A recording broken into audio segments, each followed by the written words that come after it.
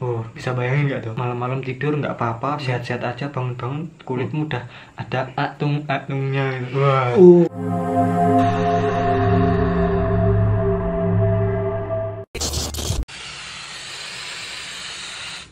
Mereka datang.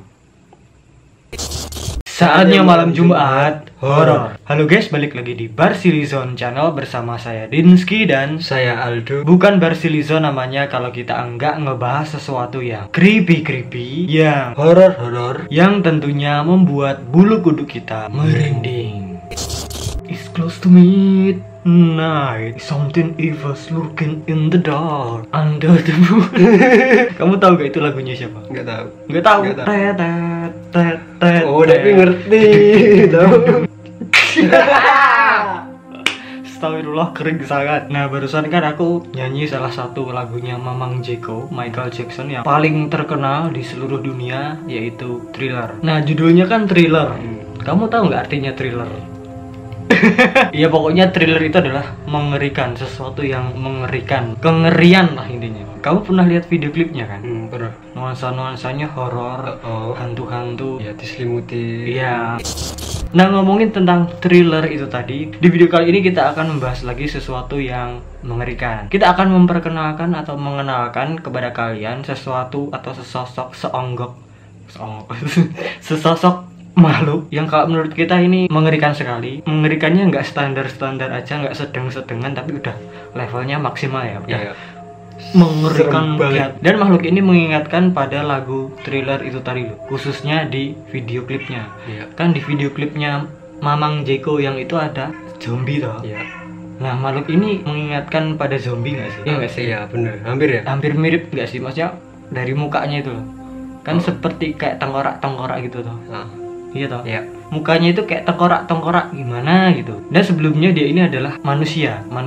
biasa yang entah karena sesuatu kejadian yang miris, dia jadi berubah seperti itu. Yang awalnya dia itu pendiam, penurut, tapi tiba-tiba jadi makhluk yang mengerikan, membahayakan, dan mematikan bagi manusia lainnya. Kayaknya tadi aku baca-baca dia ini juga bisa membunuh tanpa menyentuh. Konon baru di deketnya aja kita itu bisa kalau kamu ketemu dia terus kamu kabur, itu bakalan percuma. Apalagi kalau kamu ngumpet di dalam suatu ruangan gitu, akan sia-sia, mustahil. Soalnya dia bisa mengejar kamu sampai kemanapun, bahkan menembus ruangan persembunyian kamu ya. Entah itu kamu gembok sampai 10 kali kunci, gembok yang besar itu, yang apa itu namanya itu, dia bakal tetap bisa menangkap kamu, menembus ya, Iya. bikin lubang ya, cuma menyentuh gitu aja. Soalnya makhluk yang satu ini tuh mengandung zat-zat yang ngeri lah pokoknya. Penasaran tuh. Dan makhluk tersebut namanya adalah SCP-106, atau yang orang-orang biasa panggil itu, atau nama bekennya The Old Man. Iya toh. Kalau udah jadi-jadinya ini namanya The Old Man. Iya. Tapi kalau sebelum dia jadi seperti ini, jadi SCP, namanya The Young Man. Ya masuk akal sih. Masuk akal ya? Pas masih jadi manusia kan kelihatannya kayak masih muda gitu Lah. sih. Terus pas jadi itu kayak tua, keriput. keriput. Soalnya ya apa ya, kayak gitulah pokoknya. Penasaran kan? Nah, ini dia asal usul SCP-106. Eits, bagi kamu yang enggak berani menonton video ini sendirian, jangan dipaksakan untuk menontonnya, karena kalian bisa saja Ngompol di celana. deng deng.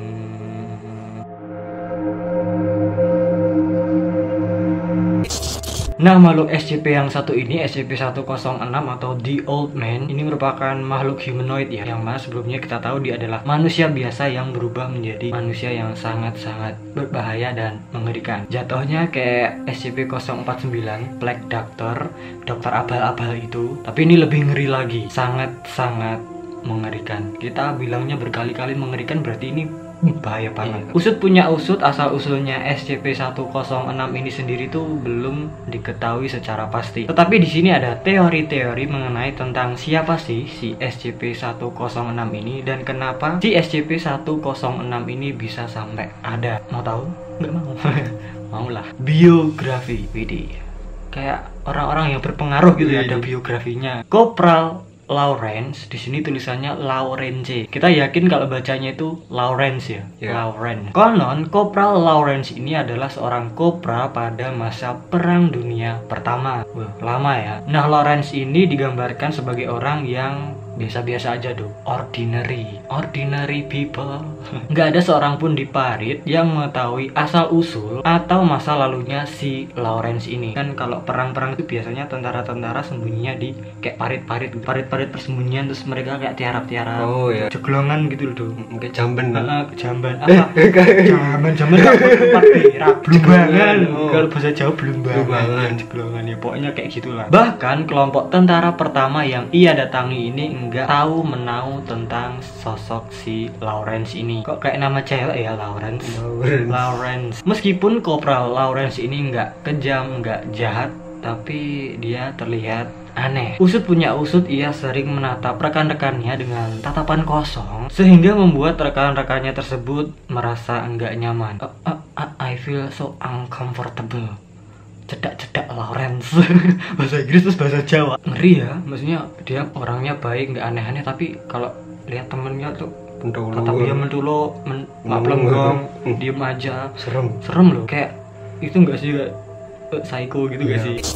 Lawrence nyaris enggak tidur sama sekali. Jadi sininya hitam kayak mata panda. Dan pada suatu hari teman tidurnya si Lawrence ini, bukan teman tidur yang lain ya, maksudnya teman satu itulah pokoknya, satu amben, satu tempat tidur. Dan pada suatu hari teman tidurnya si Lawrence ini mendengar si Lawrence menggumamkan atau kayak melindur gitu, menyebut nama anak-anaknya, anak-anak perempuannya. Duk Kuning tindu, Pak Irung semulih nduk. Terlepas dari sikapnya yang aneh, banyak rekan seperjuangan Lawrence yang merasa heran olehnya. Karena kemanapun pria itu pergi, bau busuk selalu mengikuti.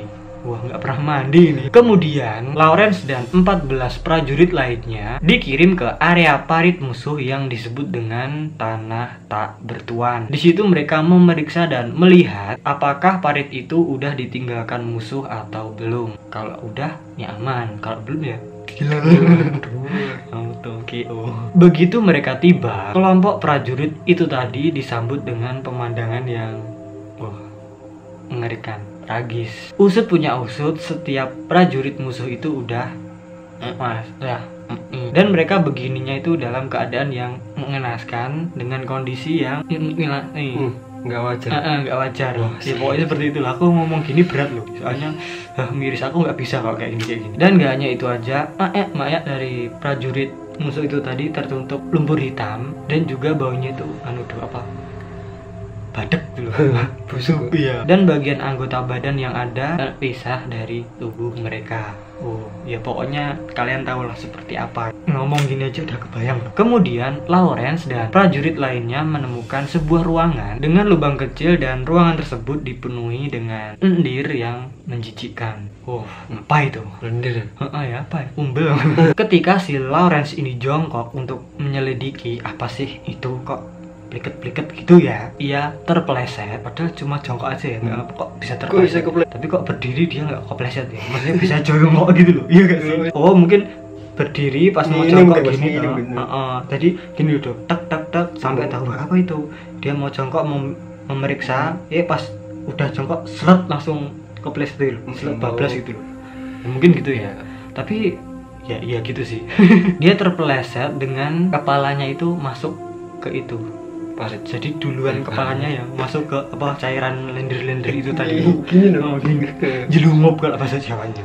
Tapi jangan berpikir kalau dia itu tewas ya. Dia tetap masih hidup, dan setelah jatuh itu dia merangkak keluar dengan kondisi tubuhnya yang basah kuyup dan dibaluti dengan lendir-lendir yang menjijikkan itu tadi. Dia masa basah karena saus. Dan lendirnya itu warnanya hitam ya guys. Kayak tinta-tinta ya. Tinta. Iya bener. Setelah dia tercebur dalam lendir-lendir hitam itu, sebelumnya yang kita tahu Lawrence ini adalah orangnya yang pendiam, yang baik, yang nggak neko-neko. Setelah pulang dari parit musuh, ia berubah menjadi orang yang suka menyapa rekan-rekannya. Padahal sebelumnya nggak gitu. Kan tadi dia pendiam toh. Tiba-tiba jadi kayak ramah gitu ke semua orang. Semua yang lewat diwerui. Enggak mas, enggak pak, enggak, yang nggak kenal pun juga enggak mas, enggak pak. Tapi nggak apa-apa, malah bagus itu. Dia nggak sih ramah ke semua orang. Tapi nyapa-nyapanya itu nggak biasa ya. Nggih mas, nggih pak, nggih bu. Tapi kayak iya mas. Ya kayak senyumnya itu kayak nggak biasa gitu. Senyumnya lebar. Ya mas. Nggak ada maksudnya ya. Terus pas udah nyapa-nyapa gitu, dia kayak ngoceh-ngoceh nggak jelas gitu. Kayak gemereneng dewi kalau bahasa Jawanya. Gini. Iya, aku nggak bilang loh, kayak agak gini gitu, Iya. benar. Ketika beberapa orang mencoba membungkam si Lawrence ini, yang pria itu lakukan hanyalah tersenyum lebar, menyeringai. Kemudian pada suatu malam, seorang rekan prajuritnya si Lawrence ini terbangun. Dan seketika itu juga matanya terbelalak, melihat si Lawrence ini udah kayak terbang gitu. Di atap-atap gitu, pokoknya di langit-langit di langit-langit itu, tepat di atasnya, di atas prajurit yang melek, yang lilir itu tadi. Seolah-olah gini ya, tidur terus ada di sini empas gitu, di atas empas gitu. Tapi dia melayang gitu.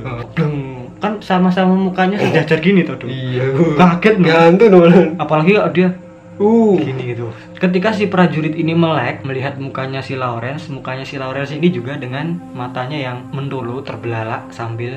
Nah, pada keesokan harinya si prajurit itu tadi ditemukan ewas. Ini aku mau ngomong susah ini. Pokoknya posisi ewasnya ini mengenaskan ya, tersangkut di kayak apa? Duri-duri gitu, duri-duri kawat dengan keadaan atau kondisi anaknya itu mulai keluar.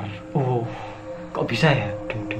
Usut punya usut pada saat bala bantuan datang untuk mengevakuasi si prajurit yang emas itu tadi. Secara tiba-tiba banyak yang atau sekarat karena penyakit misterius. Orang-orang yang awalnya itu tidur dengan keadaan yang sehat, pagi-paginya bangun-bangun udah ini itu usuk langsung dari tulang. Bisa bayangin nggak tuh? Malam-malam tidur nggak apa-apa, sehat-sehat aja, bangun-bangun kulitmu udah ada atung-atungnya gitu. Dan anehnya di sini Lawrence ini adalah satu-satunya yang hidup, yang nggak kenapa-kenapa. Kan janggal tuh. Sakti ya. Kemudian si Lawrence ini dibawa ke rumah sakit Prancis, dan sesampainya di rumah sakit tersebut dia menyerang salah satu perawat yang ada di sana. Berulah lagi. Jadi keadaannya atau tingkah polanya itu semakin aneh ya, semakin menjadi-jadi. Usut punya usut ketika perawatnya itu tadi diserang oleh Lawrence. Si perawat kehilangan 3 jari dan matanya. Ngerinya itu udah sangat-sangat ngeri. Nggak ngeri yang biasa-biasa lagi, nggak ngeri yang standar-standar lagi, tapi ngerinya udah ngeri banget. Lebih ngeri daripada setan. Di rumah sakit tersebut, si Lawrence ini menghabiskan waktunya untuk mengoceh pada pasien lainnya. Kongko, nggak jelas. Ya kayak umuk gitu ya, ngedep. Mungkin gitu ya, kan nggak tahu. Nggak tahu obrolannya apa. Soalnya kan aneh, biasa bisa jadi umuk, bisa jadi ngedebus. Dan juga beberapa kesempatan dia tampak menghilang, tiba-tiba ngilang, dan kemudian kembali seolah nggak terjadi apa-apa. Ketika ditanya kemana si Lawrence itu pergi, jawabannya kayak gini. Jadi jawabannya itu kayak dia menyanyi-nyanyi gitu dengan lirik seperti ini. Maaf kalau salah ya bahasa Inggrisnya, kita baca aja. My pony lies over the sea. My pony lies over the sea. Tapi si Lawrence ini nggak nyanyi seperti aku tadi ya, nggak di nada-nada gitu, cuma monoton aja dia. My pony lies over the sea. Nggak hanya monoton aja, tapi juga mengganggu, disturbing. Kalau mungkin dia ada nada-nadanya gitu, wah merdu pak suaramu ya. Ikut Indonesian Idol, juri-jurinya pada melolo semua. Usut punya usut, bau busuk dan pengap berasal dari bangsal tempat ia berada. Di situ Lawrence menghabiskan sebagian besar waktunya untuk bersenandung dan mengoceh dari nama-nama yang ada di sekitarnya.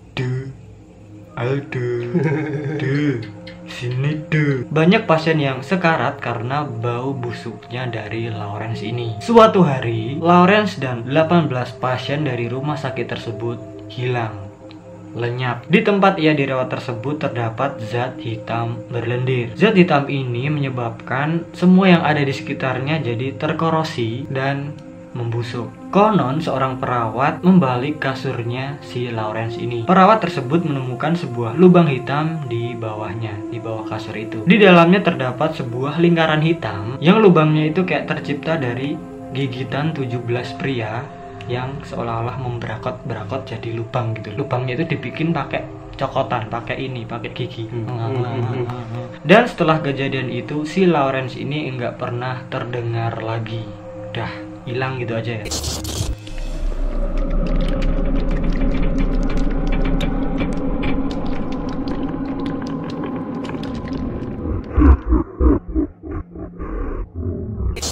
Kepribadian dari SCP-106 ini sebagian besar enggak diketahui, unknown, karena personel dan psikolog Yayasan SCP enggak dapat melakukan psikoanalisis terhadap SCP-106 ini karena keengganannya untuk berbicara, dan personel juga kesulitan untuk menahannya. Nggak mau ngomong, dia ngambek. Seperti yang kita ceritakan di awal-awal tadi, di masa lalu dia adalah orang yang penurut, berani, dan suka menolong. Namun, begitu dia telah mengalami transformasi yang mengerikan tersebut, motifnya berubah menjadi seorang pembunuh berantai atau pemangsa yang menguntit, berburu, menyiksa, dan juga menangkap atau membunuh orang tanpa penyesalan sama sekali. Fix ini gara-gara lendir itu tadi. Kak di sini comberan gak sih? Comberan yang hitam itu loh. Iya, tak endut-endut hitam itu. Tapi terlepas dari sifat sadisnya, SCP-106 ini tampaknya menyadari perilakunya. Psycho beneran ya. Penampilan. Usut punya usut, SCP-106 ini menyerupai atau mirip-mirip pria yang udah tua, yang sangat tua, atau the old man. Ia digambarkan dengan tubuh layu atau kayak keriput gitu, kepalanya botak, mata hitam cekung, dan seringai atau senyum seperti tengkorak. Dagingnya yang keriput berwarna gelap dan nekrosis, dan terus-menerus mengeluarkan lendir hitam korosif yang hal itu dapat memecah semua bahan atau benda padat. Dan juga lendir hitam tersebut digunakan oleh si SCP-106 untuk senjata atau alat untuk melarikan diri dan berburu angsanya. Serangan dan kemampuan. Konon SCP-106 ini nggak butuh makan dan tidur, dan juga ia sering nggak bergerak selama berhari-hari sampai akhirnya ia menemukan korban berikutnya. Setelah menemukan calon korban, SCP-106 ini akan menguntit mereka tanpa henti, unstoppable, non-stop, hingga mencapai targetnya. Usut punya usut, jika calon mangsa atau korbannya itu bersembunyi di sebuah ruangan, itu semua hanyalah sia-sia, raguno, gak ada gunanya. Karena si SCP-106 ini bisa menembus materi padat dan juga meninggalkan lubang lendir yang busuk, berbau busuk. Serta SCP-106 ini juga mampu keluar dari setiap titik yang terhubung ke titik awal dia masuk. Si SCP-106 ini memasuki sebuah dinding di dalam ruangan, dan tiba-tiba dia keluar di dinding bagian luar, memasuki dinding dan keluarnya dari langit-langit. Enggak diketahui apakah ini titik asal untuk SCP-106 atau sarang sederhana yang dibuat oleh si makhluk tersebut. Setelah mangsanya terpojok, enggak tinggal diam, si SCP-106 ini langsung melumpuhkan mangsanya. Biasanya dengan mematahkan tulang atau memotong tendon, sebelum menariknya ke dimensi saku melalui tambalan gelap yang ditinggalkannya di dinding. Bekasnya berarti. Iya. Di sini ia akan mengejek dan menyiksa korbannya sebelum akhirnya penuhnya. Terkadang juga si SCP-106 ini mengumpulkan potongan dari mangsanya seperti tulang dan gigi. Usut punya usut, sebagian besar personel enggak mengetahui dimensi saku yang dimiliki oleh si SCP-106 ini. Beberapa korban yang dilepaskan ke dimensi 106, mereka ini enggak hidup lama untuk berbicara, enggak ada waktu untuk kesaksian ya, baru ditanya-tanya udah Sementara alat perekam nggak bekerja efektif di dalam dimensi ini. Rekaman yang ditangkap atau yang berhasil direkam tampak sangat lemah dan terdegradasi. Satu-satunya hal yang diketahui secara pasti adalah bahwa SCP-106 ini memiliki kontrol total dalam dimensinya, mampu membelokkan ruang, waktu, dan persepsi sesuka hatinya. Yalah, dia udah rojonya di dimensinya itu. Udah ada season baru Iya. ya. SCP-106 ini merupakan satu-satunya yang bebas bisa masuk dan keluar dari dimensinya itu sendiri. Yang tahu ya hanya dia, yang tahu kuncinya hanya dia. Konon, SCP-106 ini dapat menyebabkan efek korosi terhadap semua benda padat yang disentuhnya. Nyentuh lemari, bolong. Sehingga semua itu dapat menyebabkan kerusakan fisik pada materia. Destroyer. Jika diamati, benda yang disentuh oleh SCP-106 ini seperti berkarat, busuk, dan juga retak. Serta di area benda tersebut terdapat zat hitam seperti lendir mirip dengan lapisan tubuhnya si SCP-106 tersebut. Kan berdisentuh, jadi ya nempel di situ. Nempel di mana-mana, nempel di dinding, nempel di lantai, nempel di meja. Kayaknya salah deh. Usut punya usut, efek ini sangat merusak jaringan hidup dan dianggap sebagai tindakan pra-pencernaan. Korosi akan berlangsung selama 6 jam setelah kontak langsung dengan SCP-106. Setelah itu efeknya nampak seperti terbakar, gosong, lali diangkat. SCP-106 mampu melewati bahan padat dan meninggalkan sebagian besar asam atau lendir tersebut. Yang dicekelnya akan kayak berkarat, hancur, dan meninggalkan lendir-lendir hitam dan baunya badan, busuk.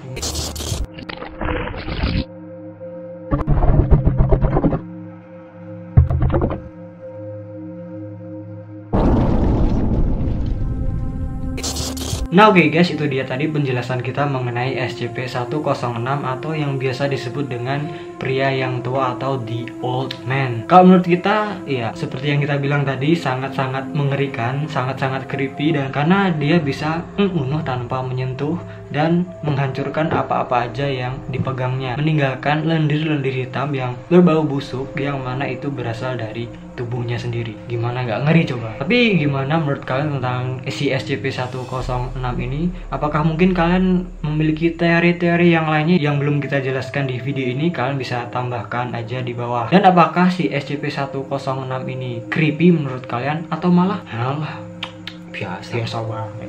Rambut ini, mbok Rini ya tak jajak nih. Tulis aja pendapat kalian di kolom komentar di bawah. Dan mungkin gitu aja perjumpaan kita pada malam Jumat kali ini. Jika kalian suka video ini, please klik like, share video ini, dan yang paling penting adalah subscribe channel Barsilizon agar kalian bisa mendapatkan updatean video-video terbaru lainnya dari kita yang kita upload setiap hari Senin dan Kamis, yang tentunya adalah video-video horor. Klik juga ya loncengnya biar kalau kita upload video terbaru itu bisa langsung masuk ke notifikasi atau pemberitahuan kalian. Follow juga Instagram kita @barsilizon. Dan ingat, mungkin aja ketika kalian menonton video ini sendirian, si SCP-106 itu tadi bisa aja mengawasi di belakang kalian, atau bahkan ikut menonton video ini di samping kalian. Mohon maaf jika ada salah-salah informasi atau info-info yang masih kurang, kalian bisa tambahkan aja di bawah. Kurang lebihnya mohon maaf jika ada salah-salah kata, perbuatan, dan juga informasi. Terima kasih dan matur nuwun. Sampai jumpa di video kita yang berikutnya. Jangan lupa juga tonton video kita yang ada di samping. Support kita terus agar kita semangat untuk membuat video yang lebih creepy lagi untuk kalian semua. Klik juga yang ada di bawah. Dan mungkin jika kalian ada ide-ide yang menarik lainnya, yang creepy lainnya, kalian bisa langsung aja komen di bawah atau kirim ke DM Instagram kita @barsilizon. Dan sekali lagi selamat bagi para pemenang giveaway mystery box dari kita. Selamat untuk kalian, untuk Anissa, untuk Asa Pratiwi, dan juga Kris Setia. Semoga kalian suka dengan mystery box atau hadiah-hadiah dari kita, menjadikan kenangan dan selalu ingat akan Barsilizon. Dan jangan kecewa bagi kalian yang belum berhasil mendapatkan giveaway dari kita. Setia terus nonton, pantengin terus. Nanti insya Allah kedepannya kita akan ada giveaway yang lainnya lagi. Terima kasih telah menonton video ini. Semoga kalian terhibur. See you in the next video. Bye.